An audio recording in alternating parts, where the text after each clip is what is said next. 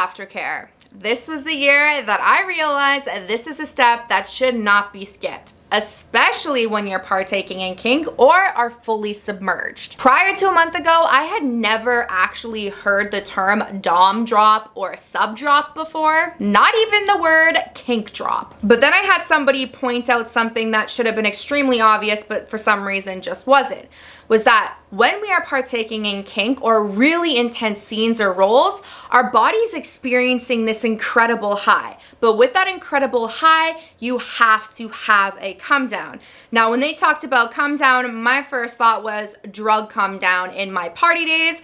And I rethought back to myself and was like, yeah, actually, it does kind of feel like a drug come down, because you're up here and then all of a sudden you're at like the lowest low and you feel almost beside yourself and your brain is just crashing and you just feel unloved or unlovable or less than. It's like all these emotions just come flooding through, and it doesn't even make sense because like maybe a minute ago you were at the top of the world, the highest of the high. So I needed to make a video on this, on proper aftercare and what aftercare might look like and why it's so important. And I wanted to touch a little bit on kink drop, dom drop, or sub drop, because maybe you're like me, like myself, where I hadn't even heard this term up until a month ago. Now, part of the reason why I think I never really heard about this was because I was participating in kink with my partner. And this is a person who is also into kink, but has never been in the kink community. And I think this is where those gray lines get blurred,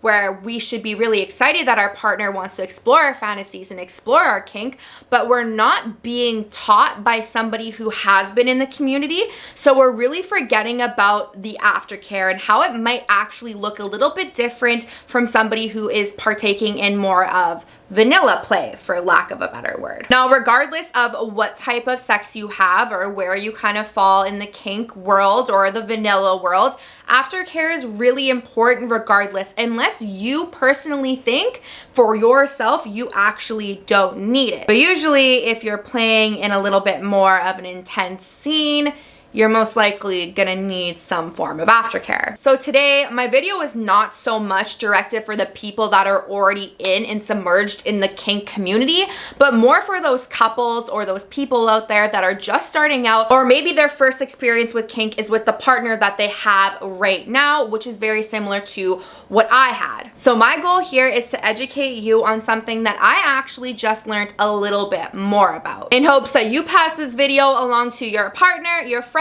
who are also wanting to experiment in this community and were wondering why the hell they're feeling so low after they partake in kink. Not to say this happens all the time, but I will say in those more intense scenes, it definitely happens. And also, I've had it happen on very chill scenes too. It just really depends. But before we dive in, I want to take a second to invite you to join 2024 for the year of pleasure. Screw the boring sex. We don't want flat intimacy. We want connection, we want fun, and we want spice. This is the year that we take our pleasure back and reconnect with ourselves and also connect with our partners. And we're gonna spice it up with BEducated. So maybe this year you wanna learn how to squirt. Or maybe you want to master new sex positions, or perhaps some BJ techniques, or maybe dive into some tantra. BEducated legit has all the best tips and all the best tricks, offering you guys over 100 different courses from sexperts around the world. Don't believe me? Click that link down below and enter in the code PleasureBaby. I have gifted you 24-hour access into the website 100% free. So you guys can go check out those courses for yourself. And when you realize you can't squeeze all that education into just 24 hours, we have gifted you 50% off the whole year using the same link and the same code PleasureBaby to unlock that 50% off so that you and your partner can explore into your pleasure. Not that it matters your relationship status at all. It's time to turn up the heat with no risk at all. They give you 14 days of money back guarantee. Lately, I have been really really diving into impact play. And BEducate has an amazing spanking course. Trust me when I say it's a big vibe. I have learned 5 different ways to spank. And we found my sweet spot that sends vibrations throughout my whole body. So no, honey, it's not just spanking, it's an art. You'll have to check it out for yourself because they give visual demonstrations and they are the best and the easiest to learn from. So click the link down below, enter in the code PleasureBaby, and grab that 50% off and that 24 hours free access into the site. Let's step into 2024 with a spicier sex life. So when exactly does aftercare happen? Well, aftercare happens right after the scene ends. This is to provide comfort to everybody who is involved, regardless of how intense the scene was. Now, when we take a second and look at kink, everything is 100% consensual. So things that might involve bruises, break-ins, submissions, impact play, there are tons of different things I can list, but you get the idea. But when we play in the realm of our fantasies, often we never really think about what happens after the fantasy ends. And with BDSM, it can be very intense on the body and on the mind. And that's where we can experience that come down or that dom sub or kink drop sets in. So when a scene comes to an end, we're all gonna be left in very different headspaces. And it's also kind of case dependent on what your scene was. How your brain actually works is we get a huge flood of endorphins and an increase in dopamine. And that dopamine is gonna tell your pain receptors that they just need a chill out a little bit so that your brain can send you more of those feel-good ones. But now once that dopamine wears off, that prolactin sets in. And prolactin is that neurochemical that actually makes you feel sleepy, drowsy, groggy, foggy, and really exhausted. But prolactin is also a stress hormone that keeps us pretty level. But when we use a bunch of this like in sex or kink, it can make us feel actually really depressed or really alienated. And especially in kink, it can make somebody feel very used. This is why it's very important to provide the right type of aftercare for you and your partner. Expressing and communicating what you need so that you can help regulate our body's chemical levels back down to a normal state. Now that we have an understanding on why aftercare is so important, I also want to talk about what aftercare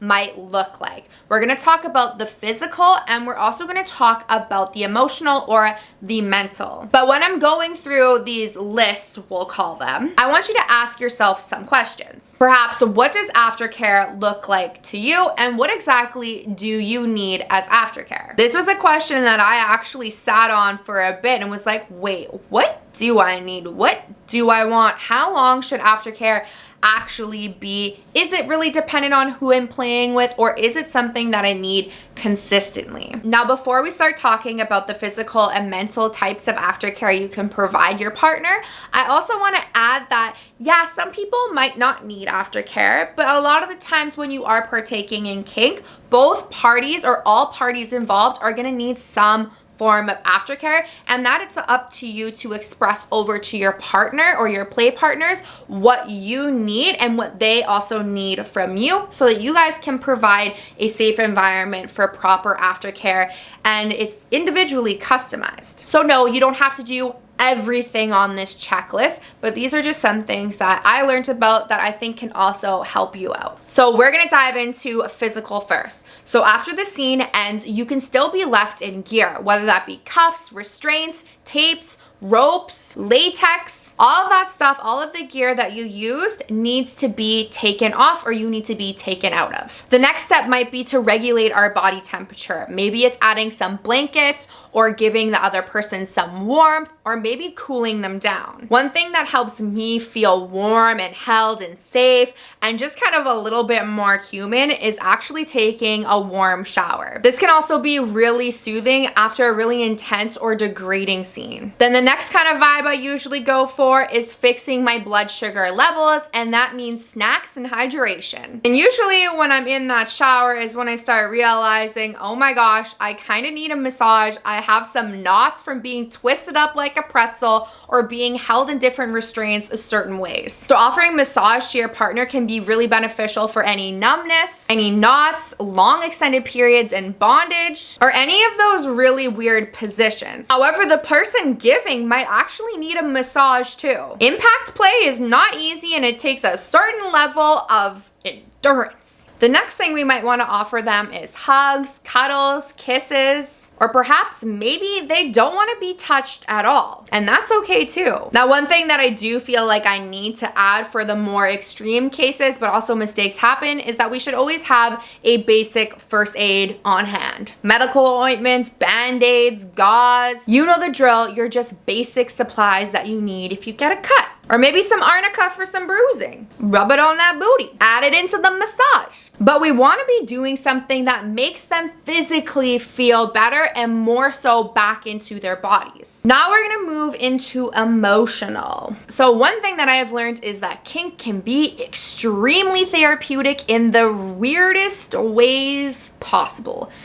And if you know what I mean, you know what I mean. So it's really important that we actually talk to our partner after. We check in on them. Maybe we talk about how the scene went, things we liked, things that we would want to do again, or just talk about whatever just happened. Or maybe it's asking each other, what do you need right now? Or maybe what they might want to talk about. But one thing that I think is really underrated is actually thanking each other. Thanking them for the scene, for the space, for the safety, all of the above. It feels really good to receive that level of like compliment and just mutual respect. And it lets the other person know that this is something that, yeah, I really did want. Even though we gave them consent at the beginning, it's still nice to reassure what just happened. And that goes with letting them know that they did a really good job with their role. But you want to be paying attention to your playmate. Make sure that they're alert, they're aware of their surroundings, that if they need to drive, that they can get home safely. And they are openly communicating back and forth to you, and they are now in the headspace that we need to be in, which is your regular everyday type of vibe. And we're working on emotionally regrounding. Now, one thing that I do want to point out that I really like in my aftercare, and you might really appreciate too, is actually being checked in with a few days later. So there is no set time that your aftercare needs to stop at. Just make sure that you communicate that over to your play partner or your partner, like, hey, do you mind checking in with me in a couple of days? Or no, I'm actually fine right now. Like, this is enough for us this evening. I'm good to go. We don't need, but if you need anything, you can always reach back out, because just because the scene is over, it does not mean that you are no longer responsible for the actions and the part that you played in the scene. So yeah, maybe it is like I want is to be checked in with a couple days later. Hey, are you still doing okay? It literally takes 2 seconds to send that message and just be like, hey, yo, you good? Because nobody likes feeling used. Well, I mean, without consent. All right, babies, so that's everything that I have for you guys today. I hope this gave you a better understanding of why aftercare is a little bit more important. I do hope you learned something, especially when it comes to kink drop, and you have a better understanding maybe for your sub, or a better understanding for your dom, or whichever role you play. But I also want to encourage you guys to drop any tips or tricks or different types of ways to communicate with your partners in the comments down below, because I do think it is something that needs to be talked about a lot more, especially when we have people that have been in long-term relationships who are looking to spice up their sex life and not actually having the support of the kink community and people to learn from, that they're just trying things by themselves. I think this knowledge is really, really important, because there has been people that I have hooked up with like way long ago where we partaked in quite a few things and just like playing around.